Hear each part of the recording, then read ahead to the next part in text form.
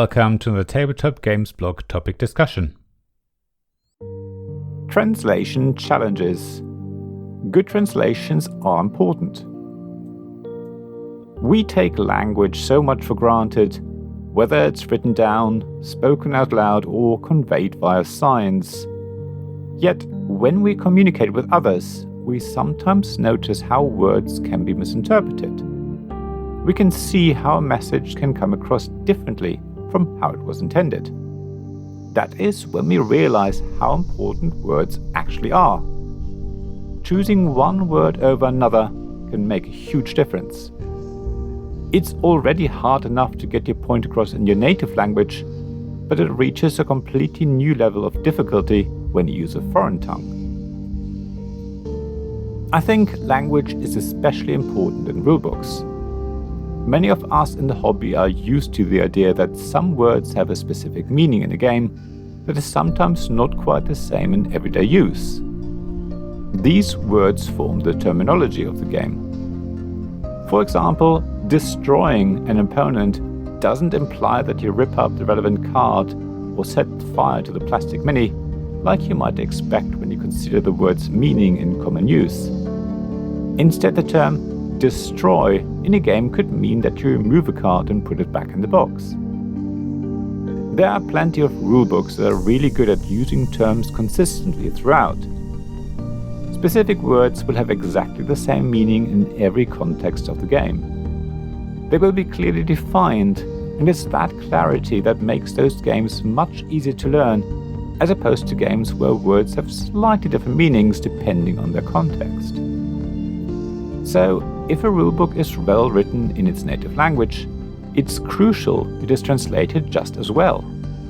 Words have to keep their meaning. How specific words are defined needs to remain just as consistent in the foreign language as they were in the source text. The problem is that's sometimes tricky. If you have ever learned a foreign language, you will know that some English words translate into 2, 3, or even more different words depending on context. Obvious examples are words that have different meanings in the native language. For example, the English word trunk can either describe the main woody stem of a tree, the elongated nose of an elephant, or large box with a hinged lid. In German, they translate as Stamm, Wurzel, and Truhe, respectively. However, even a word that has virtually the same meaning, even in different contexts, can sometimes have different translations in another language. For example, the English word root mostly means the same thing whether you're talking about the root of a plant or the root cause. Yet in German, the former quite easily translates as Wurzel, but the latter would probably be translated as tiefere Ursache, meaning that the noun root becomes the German adjective tief. If you're not careful as a translator, you easily turn something that is really clear in the source text into something rather confusing in the translated work. When a single term needs to be converted into 2 or 3 in the destination language, it creates problems. There are knock-on effects, not only because the rulebook is probably going to be longer, but also because having multiple words instead of one makes the rules harder to understand. I have come across rulebooks translated between English and German where the original is really simple and straightforward to understand, while the translation feels a bit clumsy. So, as a professional translator, you need to make sure you carefully think about what words you choose. Often it's easy, but sometimes it can be very hard, and on some occasions it's impossible to keep things simple. Generally speaking, the fewer defined words or terms the rulebook contains, the easier it is to translate. Another challenge for translators is when a rulebook uses colloquialisms or words that directly link to the gameplay.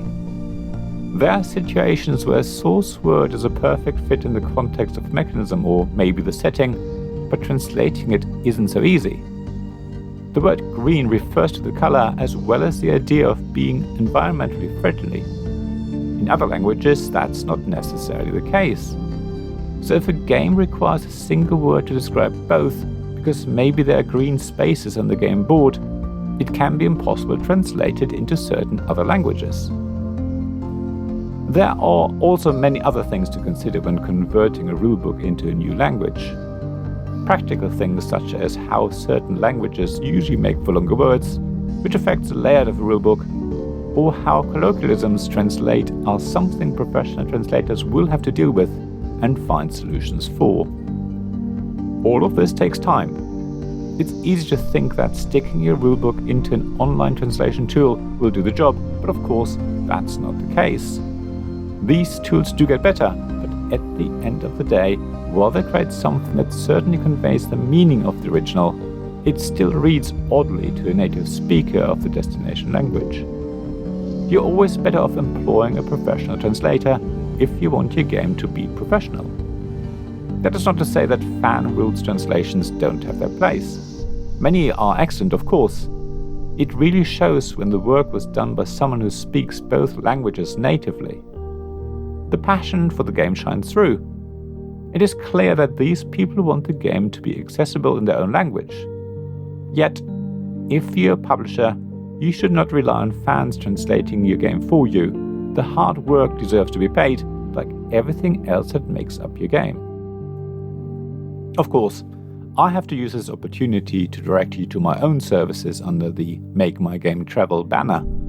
I can help translate your game between English and German, but please follow the links in the description below. Thank you for listening to this Tabletop Games Blog Topic Discussion podcast. Please check the description below for links mentioned in this episode, as well as to the written version of this article on the blog. If you enjoyed this episode, please subscribe, give us some stars or leave a review. Please also tell your friends about me, and if you want to offer financial support, check out my Patreon and Ko-fi pages, links to which you'll find in the blog at tabletopgamesblog.com. So thank you again for listening, and I hope to see you again soon. This podcast was made possible by the generous help of my supporters. Royal Patron Sean Newman, Magic Champion John Risley, Castle Guards David Miller and James Naylor, Dice Masters Alex Bardi, Paul Grogan and Robin Kay, and Shining Lights Jacob Davis, Gavin Jones, Sarah Reed and Richard Simpson.